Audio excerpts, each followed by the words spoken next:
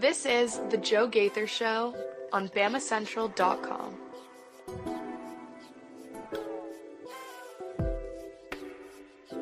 Good morning, Tuscaloosa.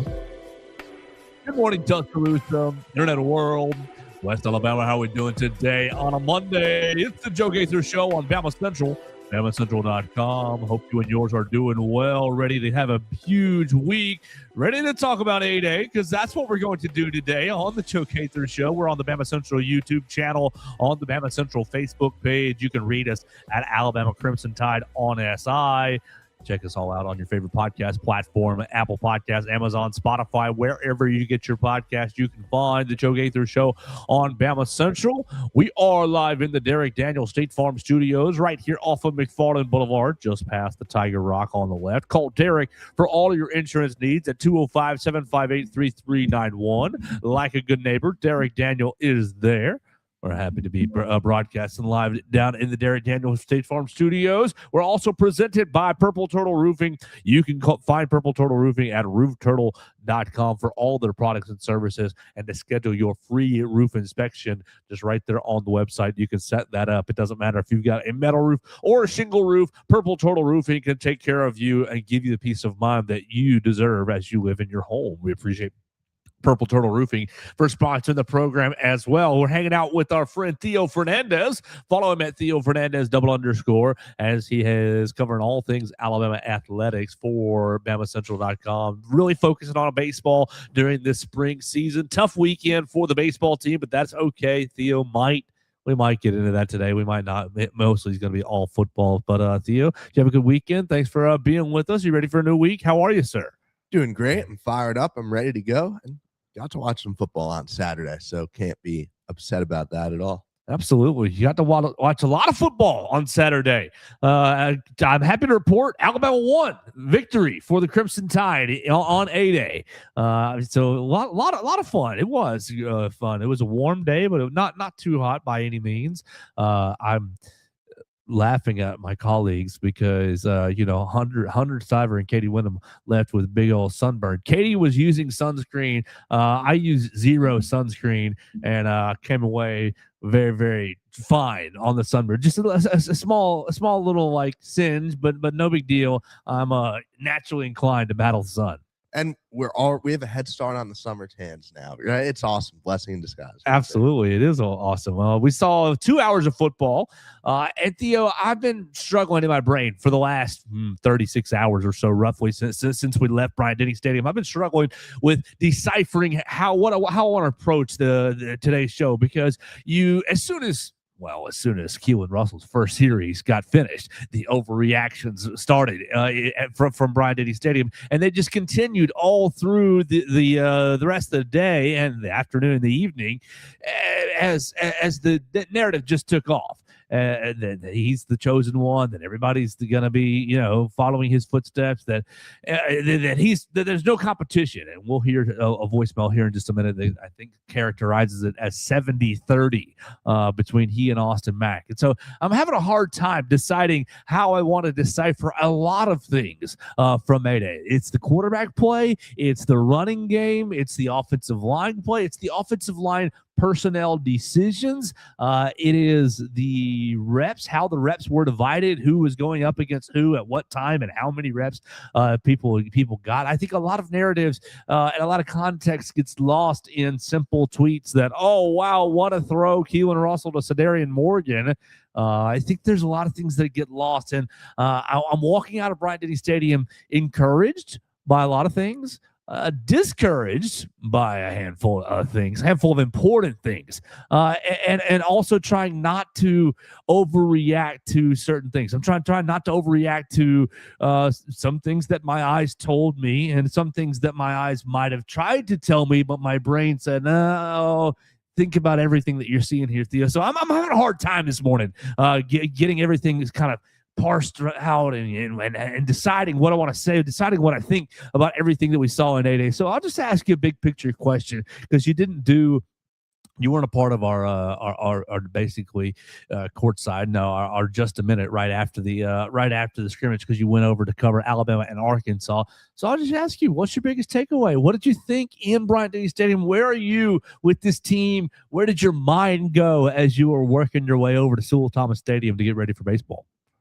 Well, the mind fully started with the quarterback. Sounds a little, skewed that way because I was writing about him anyway. But you guys know that's what everyone's talking about. That's what everyone's thinking about. That's what everyone came in there wanting to see. And you got in a scrimmage 2 hours full of question marks, right? And like you said, the debate of how much do you look into certain things. Quarterback was profound. That's the only way I think I can put it. I came in, basically in the Keelan Russell camp, I think this should be the starting quarterback. I think this will be the starting quarterback.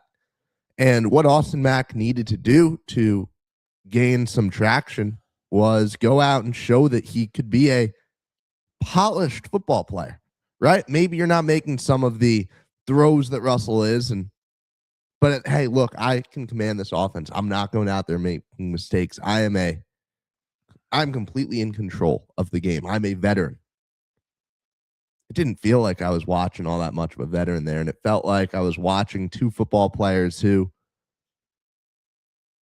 had very similar lows, right? The lows for Keelan Russell weren't any worse than those for Austin Mack. And then, yes, you guys obviously all got blown away by certain things that Keelan Russell did. So for me, I mean, the biggest takeaway was, Keelan Russell won the day.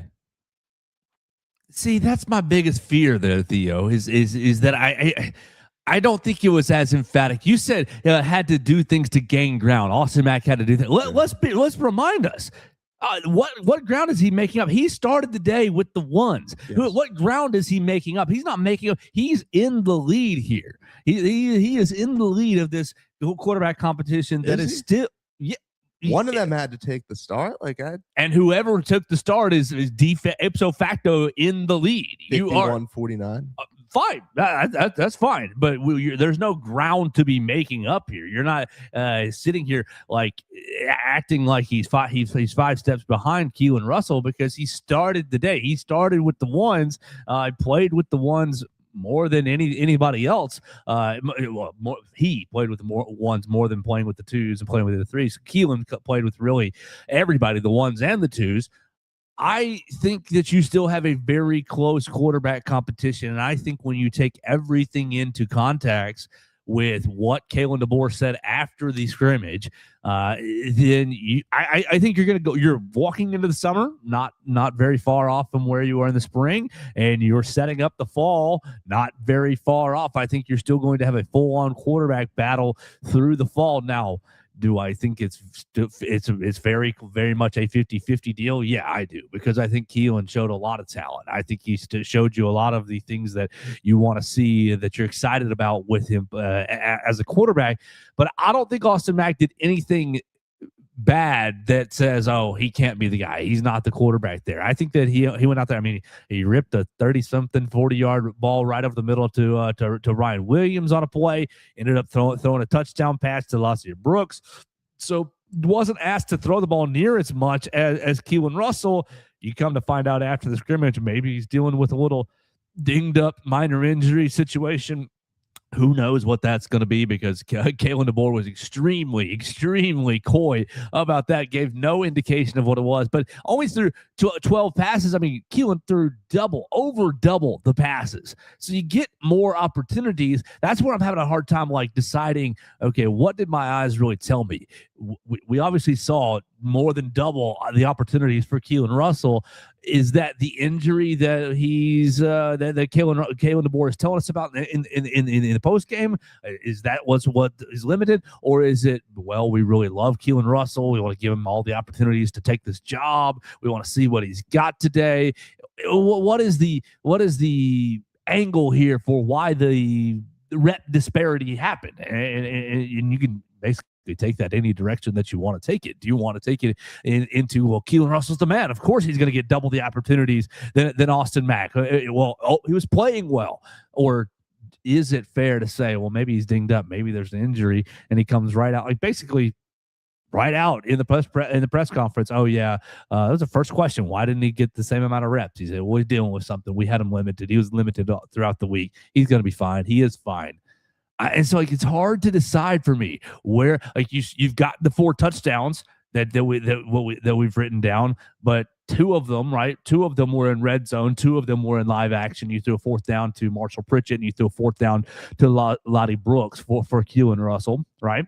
To his other 2 touchdowns, Derek Meadows and Sedarian Morgan, both in red zone. So what did you like? You started on the 20-yard line, my man. Now, granted, you executed great. That's what you want to see. Awesome. But how much of some of this now also the interception in the red zone period as well. And then was it a bad pass by Keelan Russell? Was it Ryan Williams slipping on the route? Was it Dijon Lee just making a play? Like there's so many angles that you can take that I really want to at least approach the quarterback conversation that it's still close, that it's still very close, that I think that what we saw Saturday was a little bit not indicative of how the whole entire spring has been. And I don't think that Austin Mack, you see one interception here, but it's a 40-yard bomb down the middle of the field trying to give one of your guys to play a chance to make a play deep.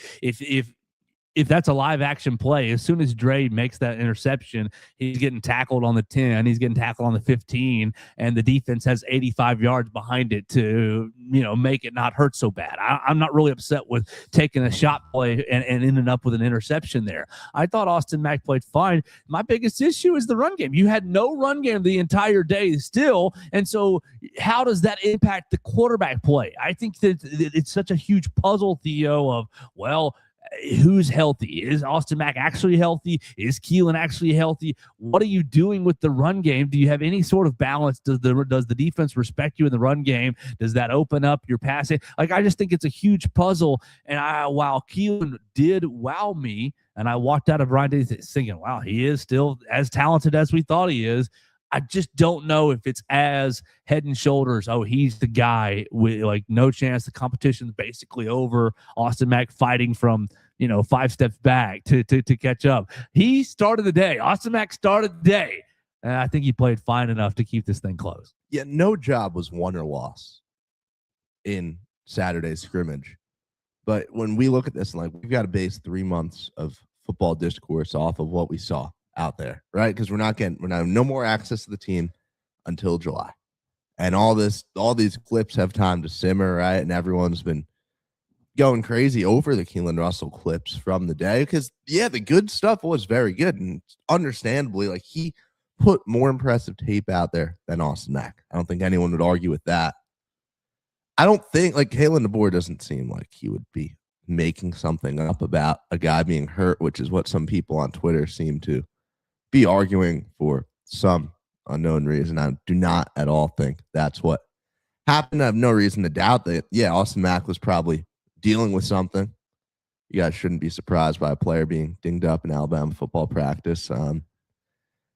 Just trying to piece everything together, right? With an offensive line that was and a run game that, you saw what happened in pass protection on some of those. You guys saw AK Deer get blown up. You saw plays get blown dead. We'll say I thought, and maybe again, this ties into the Austin Mack injury. I thought Keelan did a great job navigating pressure. And obviously, pressure is a heavily quotated word here because you blew things dead so early. But you saw it was on a play-by-play basis, right? Sometimes they let guys play through it. Yes. Sometimes it was blown dead so early. You had the second half of the scrimmage going away from us. You had a play, Keelan Russell to Sedarian Morgan, that was a big play, like 30 yards maybe. And it ended up being I believe it ended up being a touchdown or a missed field goal later on in the drive.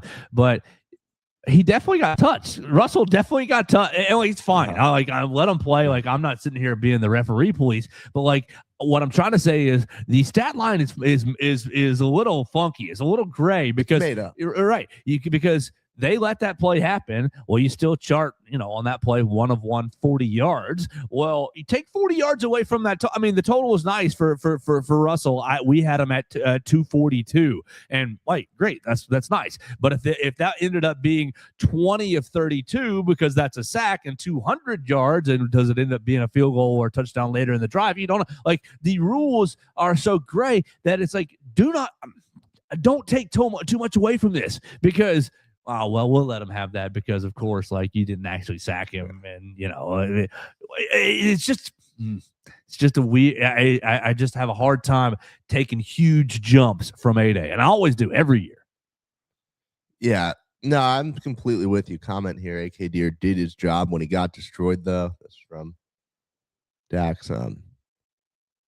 I still, I was underwhelmed almost entirely by what the running backs and offensive line did. Give you some context here. 2024 A-Day. Jalen Milroe ended up being the starting quarterback for 2024. How many passes do you think he threw in A-Day? I have it right here. This is official from Alabama. I don't even have a guess. 9. Wow. He was 3 of 9 for 100 yards. Come on, that A-Day, Ty Simpson 7 of 12 for 102 yards, Lonergan 8 of 12, 67 yards, and Austin Mack 6 of 9 for 33 yards. There wasn't a real QB battle, though. No, I agree with. It was will Jalen keep the job basically? I think it was a 95% or 90%. Sure, that's fine, but I just don't take huge takeaways from A-Day. Just because Austin Mack only threw 12 passes and I don't think you can put much stock into that comparison there. Just because you do have it's the same coaching staff. It's the same coaching staff, but it's the same offense versus defense. Open race. It's the same offense versus defense format. It's a completely open race. They threw as a quarterback collective that time 24 of 42. So 42 passes during that A-Day. How many do we have for here? 12 and 33 is 45. 46. 45 and 10 is 50 is 55. 55 with Tamala and Kawa. 55 passes compared to compared to 42 2 years ago with a collection of 4 quarterbacks. And Keelan Russell takes about 40. Yeah, he took 8%. 33. Right. Yeah. Wow. I think you look good. I think you did look good. But here's what my feeling on Keelan.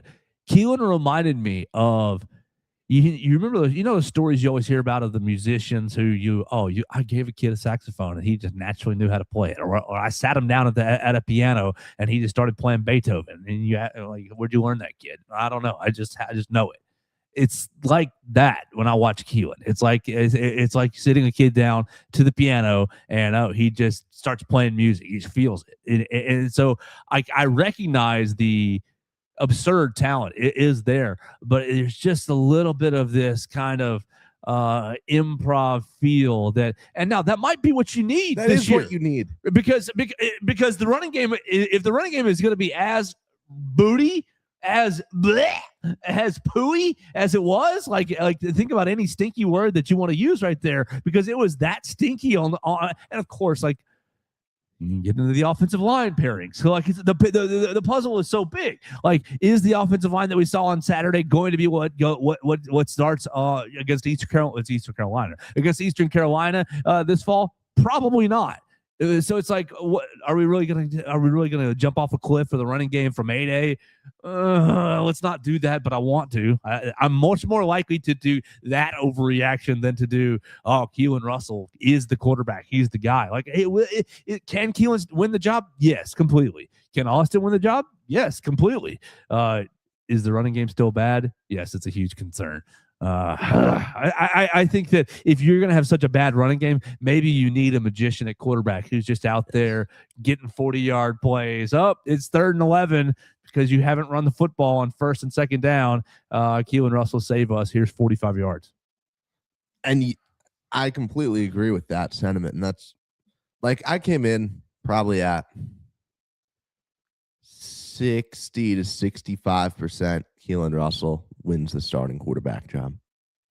I'm higher than I was. Not much higher, but I'm higher than I was because I think Keelan just continued to show just how absurdly high the upside is, while Austin Mack, for better or worse, did show that there is a floor for his play that is maybe a little lower than people thought. And I don't know how much to look into it, but that's where I'm at with the QBs. And hey, Jet and Taden Kyle, as Dak's comments, yeah, they went out and they made some nice plays.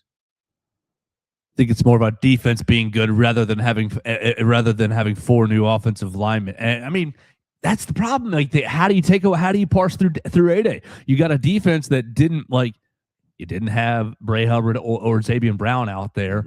You didn't have Bray or Zabian. There was somebody else, right? You didn't have Bray or Zabian play, and I don't think Yanze played much. I didn't see him after the beginning. So is Keelan tearing it up against the 2s, the 3s? Not. I mean, you need no quarterback through against Zabian and Bray. I don't like it's very hard to parse through. So I don't have much more on the quarterbacks. Yeah, I don't either. Okay, let's play some voicemails, and then we'll talk about the running backs and the running game, and maybe get into the defense and see what else everybody else thought about A-Day. Because I know that Dax has a voicemail, I know Everett has a voicemail, and we'll see where they lead us. You guys can call us on the voicemail line at 205-462-7340 extension 800 to be a part of the program. Here is what's going on in the voicemail line. Guys, is Everett from Marion, other than what Alabama needs to improve on, who do you think is one of the couple of best players on offense and defense? And have a great week, and Roll Tide, of course. There we go. Roll Tide, of course. Everett Osmer asking Theo, who was your standout player on offense? If it wasn't Keelan Russell, who's standing out to you on offense and defense? Derek Meadows. Yeah. He 9 targets. That guy moves. So I think it was 9 targets, 5 receptions, right? Let me go back to my sheet. And I know at least 2 of those targets were 9 targets, 5 receptions, 60 nice yards, and 1 touchdown. And I know a bunch of those targets were we're going to throw it sideline and maybe he makes a play at it, but it's either he's going to get it or no one does. And a lot of those were, out of his reach. But that is a luxury that you have with a guy like that, right? He is a great sideline target. And that guy, I've said it before, I'll say it again. He moves so well for his size, and I really like Meadows as a football player. He'd be my offensive pick, and then defense, I'd go Justin Hill. I mean, I think I had him down for 3 tackles for a loss. Just felt like he was everywhere. It felt like he's a guy who has taken a step forward this spring and also just really embraced this whole. It seems like they keep emphasizing violence out of those Wolves. He seems to embody that a little bit, in my opinion. I like both those picks. I think Derek Meadows did take a step forward in my mind's eye of, he's a good player. That could be a good part of this offense. I think Derek Meadows and Sadarian Morgan are going to basically be tagging in and out of this lineup situationally, so that Alabama can always have a big-bodied wide receiver out there. I like the Derek Meadows pick. I will go a different route. And I will go with Trayshawn Brown as an offensive standout, not because of what's happening in the running game, even though he was just like everybody else. He was fine in the running game. I had Trayshawn Brown, 6 carries, 19 yards. So that's pretty buns, to be honest with you. But in the past game, 6 targets, 5 catches, 50 yards was a check down Charlie machine. Basically, throw it out to me, wide quarterback right over here in the flat, and I will make a cornerback or maybe linebacker miss, and I'll get us 7, 8, 9, 10 yards. I saw a shifty player. I saw a player who, when he was committed, or when he originally committed, right before signing day, like the day before signing day, maybe the day of signing day in December, I thought, okay, fine, you need another running back body, great. But I see somebody who could contribute, somebody who could have a role, in 2026, because he was shifty out there. Now, was he greatest running back ever? No, I'm not going to say that. But for a 3-star prospect, late addition to the class, I think you see somebody with a lot of with some potential. Somebody who certainly could contribute beyond 2026. Yeah, right? Regardless of whether or not he works his way into things this year, which, like you said, I think it's very possible. But no, think he's a guy who I had the exact same perspective of you, John. I mean, I thought this was just I forget the name of the guy who ended up going. Was it Illinois? Yes, Lost a running yes, back yes. right before. Javian Hillson. That's not it, right? No. Anyway, we lost a guy right before signing day. Added Brown last minute. I think he'd be a player. Yeah. So I think it's not a. I think he is step up beyond just camp body, just warm body in the running back room. I think that's somebody that, okay, if he keeps going at it, that could be a, hey, remember that how you got this guy as a 3-star? Look at him be Alabama's best pass catching receiver. Maybe we'll see. Defensively, I'll go Everett Osmer. He went Justin Hill. I will go with I'll go with Terrence Green. I'll go with Terrence Green because not because of the numbers. Theo wrote him down for 2 tackles, 1 pass breakup, but because he is a big mother trucker. That is a big dude. And I think that's what you need in the middle of this defense. I was impressed by the way that he kind of held things down in the middle. And maybe to Dax's point, the defense being so good is why the running game wasn't as strong. But I was impressed by him, seeing him full time. I think that is going to be a player for Alabama's defense this year. One other I want to throw out there, Duke Johnson. Duke! I thought he was everywhere on the field. And you look at him, I mean, he played corner for a good portion of his high school career and never realized, like, he moves around the field. He seems to know where to be. I don't even remember what his stats were. I know. You have this? Duke, you wrote down 3 tackles, 1 tackle for loss. I just felt like he was in the right spots for this team. He was impressive. And Justin Hill talked about him too and saying that he thought he'd taken some steps forward. Now did he redshirt last year? I think he's probably just going to be a sophomore. I think he might have actually redshirted, but I'm not 100% sure. Let's see your roster. I got my Alabama roster right here. He's 15, right? So scroll down to 15. Yeah, sophomore, no redshirt. Yeah, 15. Johnson. You're right. But yeah, I think all those young linebackers, QB Reese, Luke Metz. I thought Caleb Woodson played pretty well as well. I was largely pleased with their play. Was it perfect? No, but I was largely pleased, and especially with it being an area where you're replacing a bunch of guys. I thought that the unit played pretty good on Saturday. Look, it's 8A. It's hard to determine how good they did actually play because, if one side's playing good, is the other side playing bad, vice versa. But I like the Duke Johnson shout out as well. Let's keep going on the voicemail machine with Dax. What's up, guys? It's Dax. So A-Day was an enjoyable watch. Everybody's talking about the quarterbacks. Austin Mack was out there first. He looked competent. He's a good quarterback. Austin is a good quarterback. But holy mess, Keelan Russell, dude. He had himself a day. 4 touchdowns, 1 interception. The 1 interception was a throw to Ryan, and Ryan kind of stumbled going out of his break. But I don't. Even if Ryan stayed upright the entire route, that throw was behind him. Ryan might have been able to bat it down. That was not a catchable ball. But that was one of the very few mistakes Keelan did make. There were some balls that Keelan threw that was like, ooh, slow down, buddy. But most of the throws he had, it seemed like he knew where he was going when they snapped the ball, but that wasn't the case. He's just really quick with his decision-making, and he was making the correct decision almost as much as Ty was last season. So I am more like 70-30 Keelan Russell. We still have an entire summer and fall to go through if Austin Mack can lock in.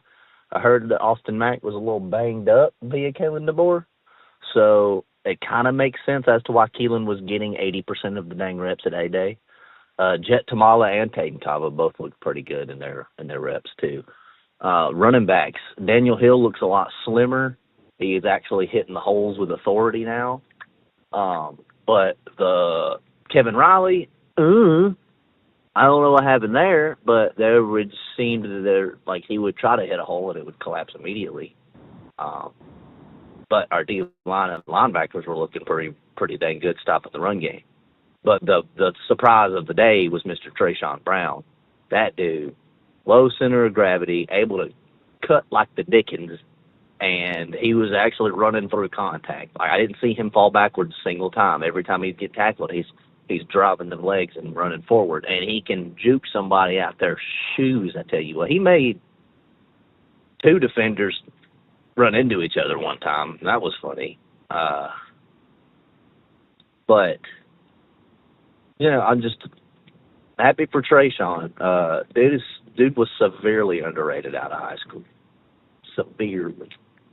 Wide receivers looking good. Ryan didn't have any drops. Thank the Lord. C.D. Morgan is as advertised. That boy's good. Derek Meadows did really good.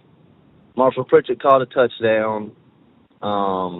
Rico caught a touchdown. That catch was nice, too. And that was a good throw by Austin in the back of the end zone. That was literally only where Rico could have gotten it, and he got it. That was a really good play.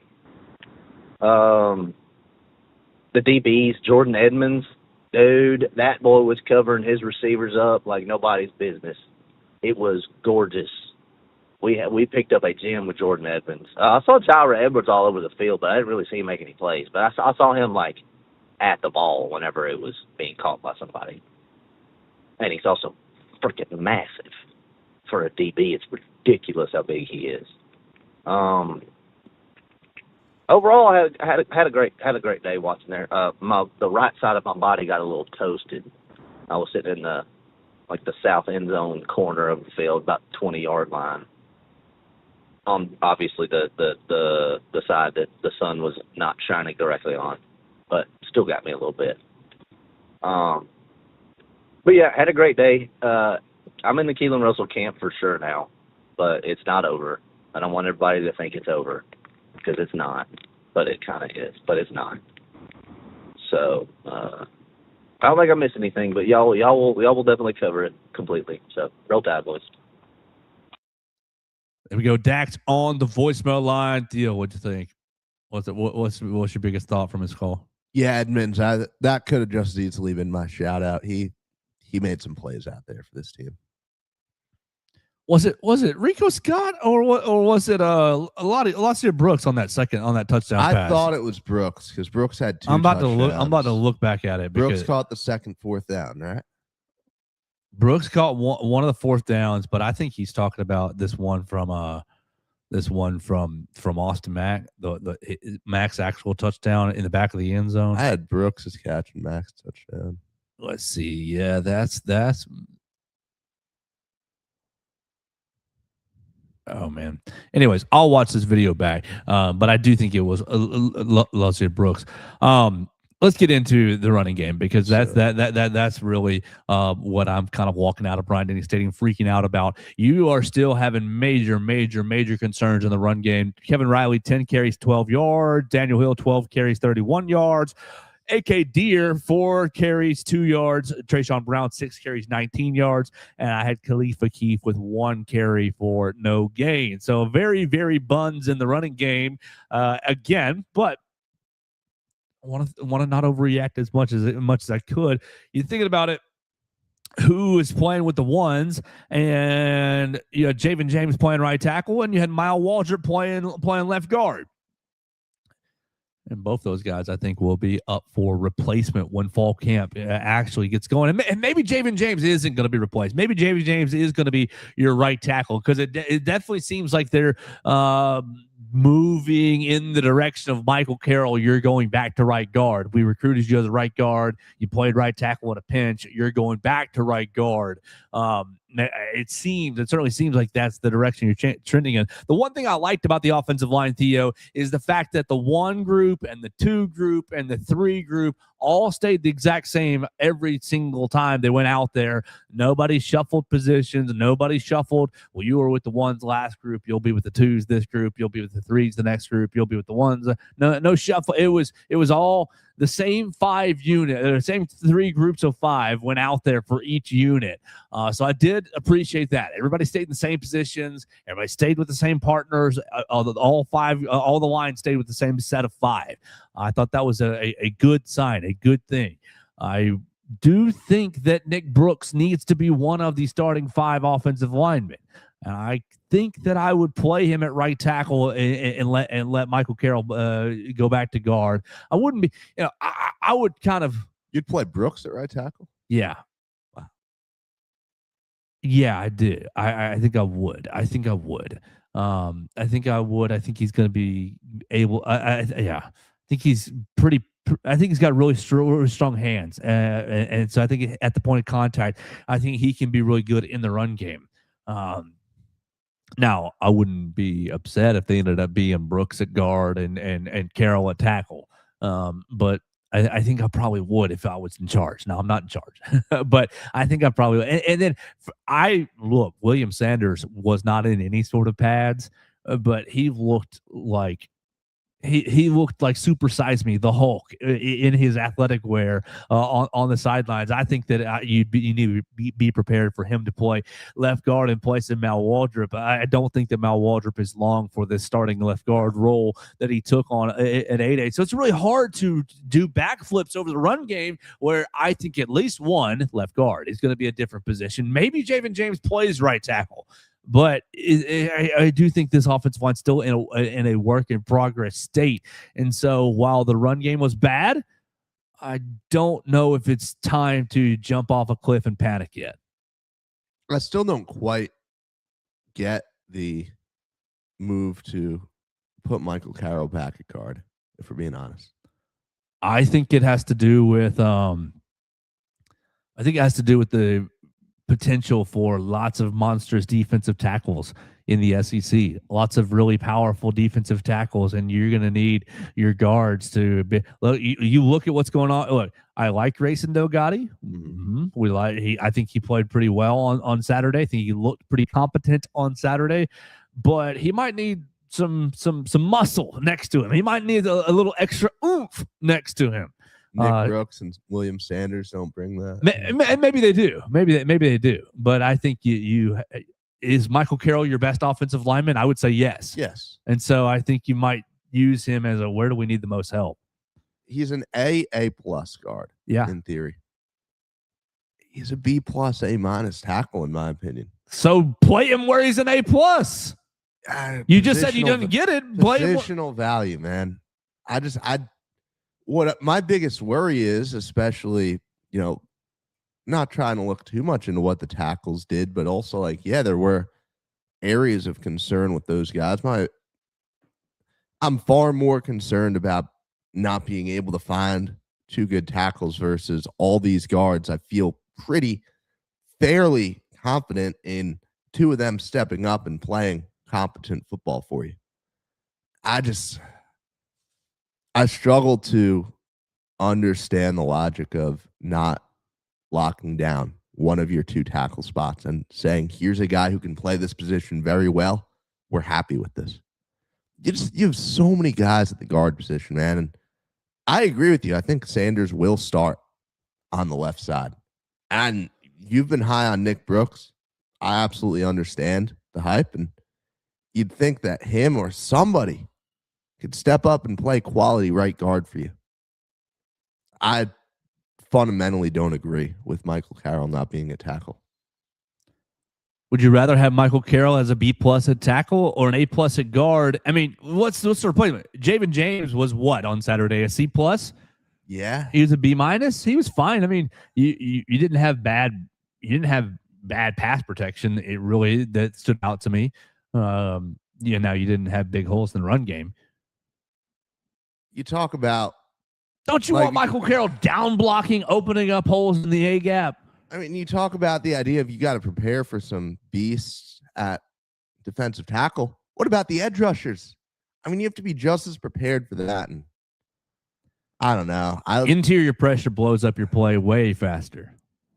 We can plan for some outside pressure. We can make a plan for that. We can slide protection. We can leave an extra guy there. We can hot route something. We can plan for that. You get interior pressure. You give me an Aaron Donald up the middle, and your whole life is blown up. I'm not trying to undersell the value of an elite guard at all, but I think you're slightly underestimating the difference in Carroll and whoever else would play at tackle, because I think Carroll showed a lot freshman year, and he's going to take those leaps. And I struggle to see a world where you don't play him at tackle. I think you can go back to tackle for sure. That's why this whole conversation is why I'm trying not to freak out about the running game, because I think there's still questions to be answered about who's playing where. And if he ends up at tackle, I'm not going to sit here and say, well, Coach Clem gets it wrong. I'm not going to do that unless the tape later in the season shows that he's getting smoked, which I highly doubt that's I highly doubt that. But I think that there's still questions to be answered. If he ends up at guard, I see why. I can understand it. If you think you have a competent tackle but you're wondering about your competency at guard beyond Michael Carroll. It almost feels like a battle between Javen James and Nick Brooks or the number 2 guard, right? It almost feels like, okay, but if Javen can't play guard, no, I'm saying as far as, okay, is Javen a better tackle than our number 2 guard is guard? Right. You want to fill the biggest hole. Exactly. So that's kind of what I feel like it'll come down to that even more than anything that Carroll does, because you trust him to play either. Exactly. If you don't have a right guard that you trust at all, or even close, and you kind of trust Javen James or Nick Brooks at right tackle, then yeah, that's what you do. You say, well, we definitely trust you, Michael Carroll. You can play wherever we need you. That's why I think that there's a discussion and it's just going to be up in the air for another 3 months. Did you see anything in the running backs that you actually liked? Because I saw one little aspect of the run game that I thought, okay, take us away. Yeah. I thought Daniel Hill looked faster, cut a little harder, ran a little more powerfully. Now, little in front of all those adjectives, a little more powerful, a little faster, a little quicker. Not enough to really do backflips over and say the running game is fixed. But I thought, okay, on a couple, he got 10 carries. He had the one carry that was kind of an outside zone that he read the hole pretty well, and he cut back really hard and really stressed out the defense and kind of powered through the back few defensive backs. I thought that he looked, we made a little bit of a deal of his weight loss, 2 weeks ago? 8 pounds, right? Right. He looked like he lost 8 pounds. We'll say that. He looked like he was a little quicker, a little more powerful. Now, is his vision better? I don't know. I don't know. He looked like a guy that we've always thought about. Oh man, you want to give him more than 10 carries. Last year as a sophomore, it's like, why can't we give him more than 6 carries? Wear out the defense. We'll see. Obviously, look, I don't think you should freak out about 8A rushing numbers, because I think the offensive line is going to be changed up. And I also think that the defensive line's good enough to be pretty competitive. But yeah, the running backs did not really make me think, yeah, there's a Heisman, there's a Doak Walker Award winner back there. Do you have any takeaways, good or bad, about AK Deer? I don't really think that he looks like he can run in traffic. I think that he looks like somebody that with the ball in space so that's what you want. You like in the passing game, it was fine. Didn't he have he had 2 receptions, right? Let me scroll down. Yeah, 2 targets, 2 receptions, 16 yards. So 8 yards a pop. Great. You can work with that.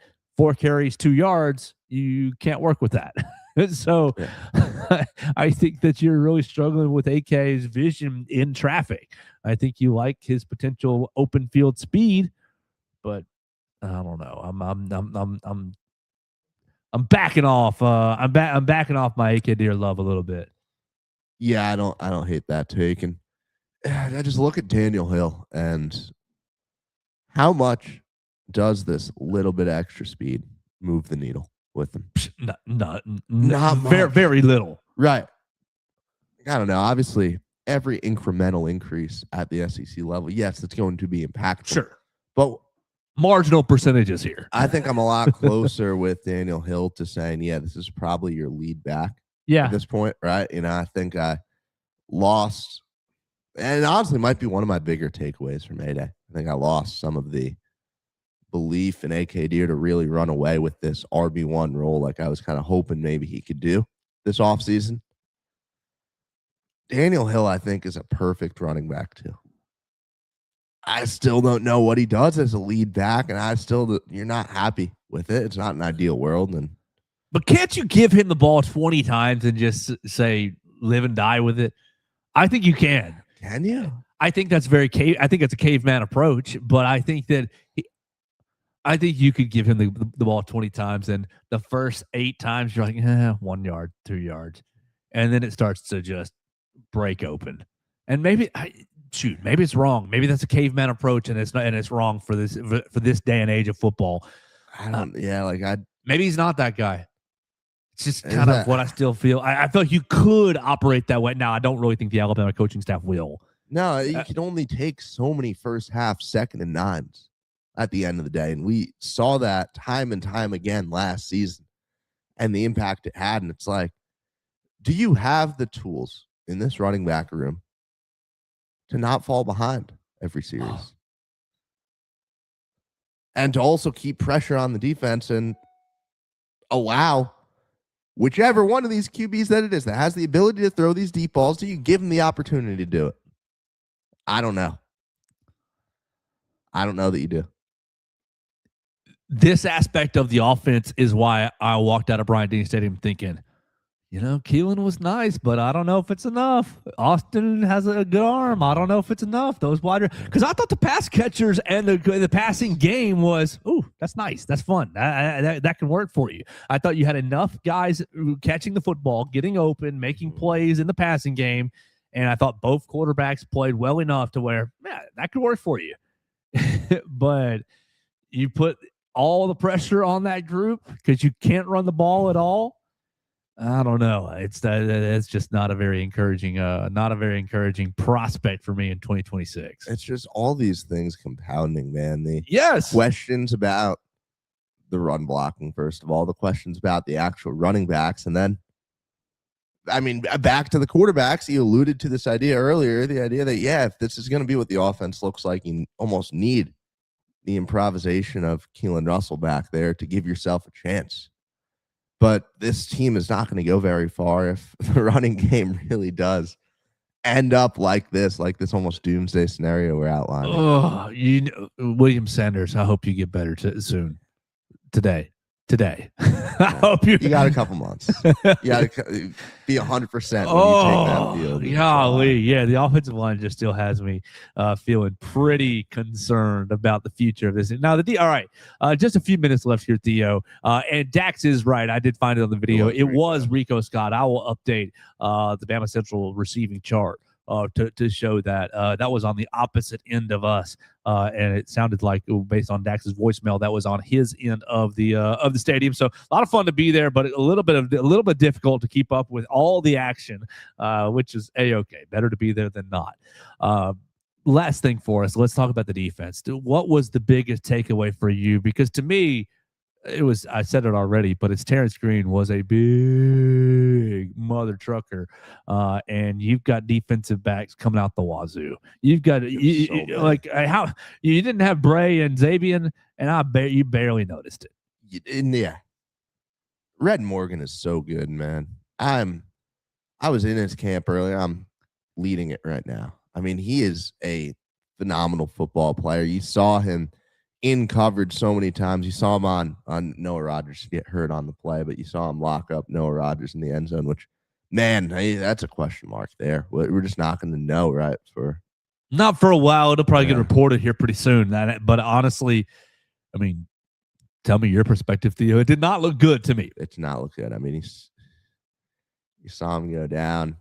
Couldn't tell if it was ankle or knee, but it was definitely lower body. I was thinking knee from what I saw. I hope not.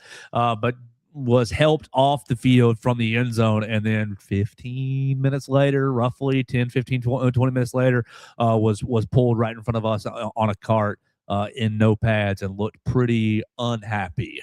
So our best wishes go out to Noah Rodgers. I know he's transferred into hopefully have a big season and go off to the NFL for himself. So I know that would be really disappointing for him. Hopefully that's not going to be too long term, but I didn't have a good feeling about it. Yeah, back to the defensive backs. Red Morgan great. Jordan Edmonds, who we talked about earlier, like, man, he looked legit out there. Is there even a window at all for him to get on the field this year? I don't think so, right? You just have way too much talent. Here's my rule if I'm Mo Linguist. Yeah. If I'm Mo Linguist, you mother truckers, if you get just a little tired, you come to the sideline and you get some water. Yeah. Just a little tired. You get some, if you get a little grass in your eye, if you just sneezed and you got a runny nose, like the smallest thing, you don't have to deal with it. Come to the sidelines, blow your nose, come to the sidelines, tape up your fingernail, whatever little thing is ailing you. There's no reason to go out there with a little knock. There's no reason to go out there with a little bit of fast breath. Like all you got, there's enough guys that you can just platoon the defensive back. You 5 go on, you 5 go off, and you could probably do that with 3 units. Zabian and Dijon Lee should be taking the field in the fourth quarter. Fresh. Yeah. Right? Like they should be significantly less tired than the receivers. You're going to see the first 3 down. You're going to see the first 3 unit defensive backfield. This is the first down group. This is the second down group. This is the third down group. The talent is unreal, man. The fact that we have to sit here and think about, will Mincy see the field regularly? How many other teams is he not a regular starter on right now? If there's one area of this football team that you should feel overwhelmingly incredible about, it's these defensive backs. And when you add the fact that, look at Green and look at the fact that you have pressure inside, man, the ceiling for this defense is so high. Yeah, I thought the defense played fairly well in the first year under Coach Womack. I thought the defense was marginally better last year under Coach Womack. I'm expecting another smart marginal step forward this coming season under Coach Womack, and the defensive back room is largely a big reason why. I thought the linebackers did fine. I mean, I'm not expecting all-world play out of them. I thought they played fine enough. I thought QB Reese showed enough command of the defense. I thought Luke Metz showed a lot of command of the defense. I thought Caleb Woodson made some plays. No, I thought that's going to be I think that's probably going to be your weakest area on the team. Yeah, but I don't want to paint it as a weakness. I think it's fine enough to get by with. I think the strength of the front and the strength of the defensive back will basically kind of pair together, and the linebackers will just fit in, and it won't be. I think this defense is going to be pretty legit. You just need. Where's the liability going to be on that defense? Bandit.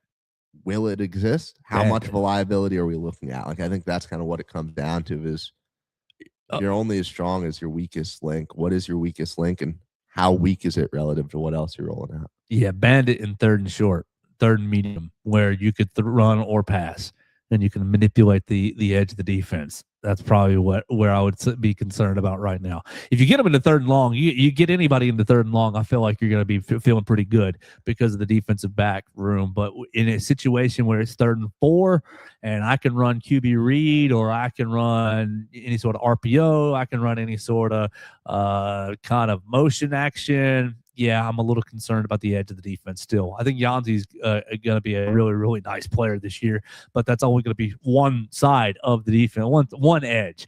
The other edge, I'm still fairly concerned about. I think Desmond Umeazulu is a good player. I think Devin Tompkins is a good player as well.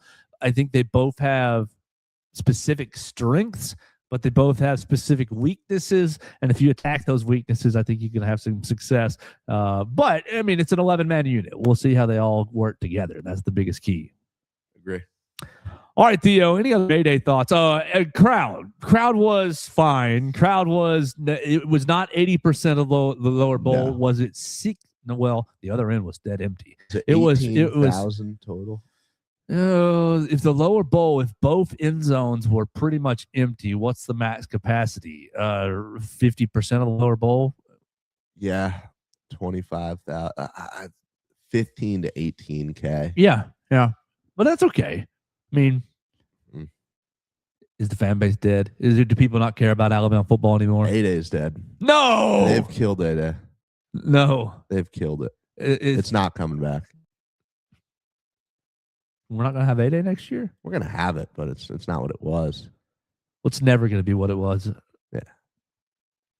I mean, I think It's never going to be what it was because the fan base isn't going to starve through 18 years of the wilderness. 92 to 16 years of wilderness, 92 to 09, right? 17 years of wilderness. Wait, what? Well, the part of the reason that 8A was such a fever pitch was when Coach Saban came was because of the years of no national titles. He went from 92 to 09, so that's 17 years. A couple SEC titles here and there, 99 and change, and yet Shula had a couple of years, one or 2 years that were fine, but mostly starving, right? Stallings had it fine until he left, but mostly starving. And so when Saban gets here, the fan base is starving for any sort of success, and that's how they pack out 8A with 100,000 people. You got to go through. What are you on right now? 2020 was the last title, so you're on 5 years of starving with no time. You need another 12 before 8A becomes the 100,000 person spectacle again. I mean, Are you going to is this program going to go 12 years without a national title? Not even play that game. Why not? We're right here at the end. We're right here at the end. Is it going to go 12 years without a national title? Surely not. Surely DeBoer is going to get one in the next 12 years. He doesn't have 12 years if he doesn't get one. You daggum right. You want a yes/no answer? Yes, I do. Of course. No, Oh, the answer's no. I'm leaning no. Yeah, the answer's no. I'm leaning no. Oh, I no. don't want to end the show on a negative, and I'm sure no one's happy hearing that. But yeah, if I had to place money right now, Alabama next 12 years title, I'm going no. Oh, you might get a special enough quarterback. Keelan might be special enough. You might get a special enough quarterback to where this offensive style is just. I mean, you had Michael Penix. You got Michael Penix all the way to the end. Michael Penix and a bunch of bums. Michael Penix had to play Oregon a couple times. Had to win one playoff game to get to that title. That's true. It's not a good bet right now. Is it a good bet for any program? Because winning, it's not a good bet for any program because winning a national title is just that hard. It is that hard. I think there are some programs where I'd say, yeah, if I was betting yes, no over the next 12 years, I'd probably bet yes. I give you a dozen years. You got to name 3 champions. Who are they? Is it Ohio State? Yes. Ohio State, Texas. Okay. My Texas heart loves that, but I don't think that's a good bet. I mean, money and brand, and you've come close, and yeah, I'd go Texas. Ohio State and Georgia are the only two that I'd go Texas over Georgia as long as Kirby Smart's at Georgia and Steve Sarkisian's at Texas. I'm going Texas. I'm going Georgia over Texas. I might go both. Yeah, there you go. Ooh. Man. Y'all let me know. Dax, I know you're watching. Will Alabama win a national title over the next 12 years? I'm not going to be surprised if Alabama does. I mean, it's very right. I mean, would you bet on it, Dax? Would you bet your next mortgage payment, your next rent payment, your next car payment, like your next big item payment?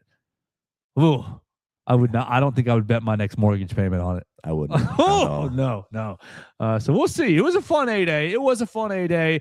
I feel like there's a lot of things to get excited about, but I also think there's a lot of things that you should still be majorly concerned about going into this season. We've got a long summer ahead. The boys still have practice. The boys have practice Tuesday and Thursday this week, so they're going to be after it, doing a 2-minute drill, doing red zone work, getting a lot of things done this week as they work out the offensive line. Theo, anything else for the people before we say goodbye for the day? No, Alabama baseball got swept. We'll talk more about that tomorrow, but disappointing result over at Sewell Thomas. We will have Hunter DeCyber join us tomorrow. He's going to help us get to know Brandon Garrison, Alabama's newest transfer portal acquisition for the basketball team out of Kentucky. And maybe Alabama gets another transfer portal acquisition today. We'll see about that. But we'll get Hunter DeCyber in here to talk about Brandon Garrison. We'll get him came in here to talk about Alabama football. I want to get Hunter's takeaways on A-Day.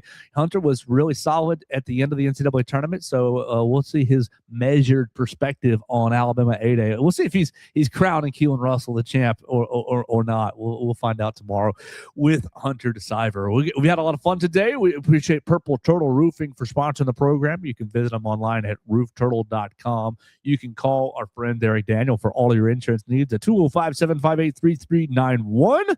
We appreciate everybody for watching us. Leave us a voicemail at 205-462-7340, extension 800. What did you see in Bryant-Denny Stadium on Saturday if you went to A-Day? Or what are your biggest concerns left for the program as you're heading into the summer?